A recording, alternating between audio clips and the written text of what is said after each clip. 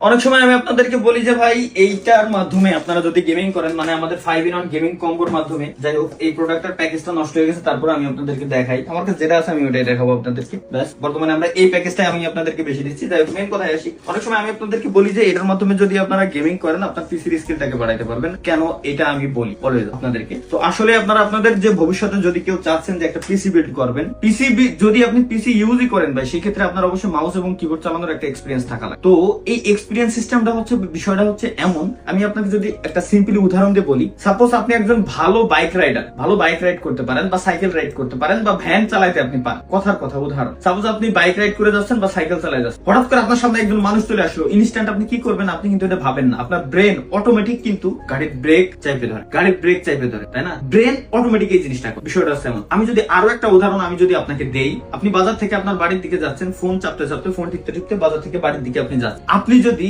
সামনে নাও দেখেন, তো সেই ক্ষেত্রে রাতের বেলা দেখবেন যে আপনি আপনার বাড়ির কাজ পর্যন্ত পৌঁছানোর পরেই অটোমেটিক কিন্তু বাড়ির দিকে তাকায় আপনি বাড়ির ভিতরে ঢুকে যান। অনেক সময় আপনার সাথে এমনটা করছে। এইটার কারণ হচ্ছে কি, এটা সম্পূর্ণ কন্ট্রোল করে আপনার ব্রেন, আপনি নিজে কন্ট্রোল করেন। ঠিক আছে? তো বিষয়টা হচ্ছে এমন, মাউস কিবোর্ড জিনিসটাও কিন্তু আপনি মুখস্থ করে ভাই চালাইতে কোনোদিনও পারবেন না, কোনোদিনও সম্ভব না যে কোন বাটনে ক্লিক দিতে হবে। যখন মুখস্থ করে চালাইতে যাবেন, তখন আপনার ওইদিকে দেখে এরপরে ক্লিক দিতে হবে। কিবোর্ডও যদি আপনি মুখস্থ করে চালাইতে চান, সেই ক্ষেত্রেও সেম। দেখবেন যে কিবোর্ডের দিকে তাকায় যে কিবোর্ডের এ বাটন কোথায় আছে, বি বাটন কোথায় আছে, সি কোথায় আছে, দেখে আপনাকে টাইপ করতে হবে। তো জিনিসটা হচ্ছে কি, ব্রেনে ক্যাচ করান, অভ্যাস করা। মানুষ অভ্যাসের দাস। তো এখন থেকে যদি আপনি প্র্যাকটিস করেন, এখন থেকে যদি আপনি এটা নিয়ে একটু ঘাটাঘাটি করতে থাকেন, আপনার এক্সপিরিয়েন্স নেক্সট লেভেলে, আমি গ্যারান্টি দিয়ে বলতে পারি। কোথায় এ বাটন আছে, অটোমেটিক আপনার এই বাম হাতের যে 5টা আঙ্গুল আছে, 5টা আঙ্গুল বাকি সবকিছু ম্যানেজ করে নেবে। মাউসের কোন বাটনের কি কাজ, আপনার ডান হাত ম্যানেজ করে, বাকিটা আপনি জাস্ট সামনের দিকে তাকাই থেকে সমস্ত এক্সপিরিয়েন্স করতে পারবেন। তো এখন থেকে এই জন্য আমি আপনাদেরকে একটা উদাহরণ দিলাম। অনেকের কাছে আলতু ফালতু উদাহরণ মনে হতে পারে, বাট ভাই বিষয়টা এমন, একটু ভেবে দেখবেন বিষয়টা এমন। যাই হোক, আমরা সেল করতেছি 5-in-1 gaming combo pack. Always আমি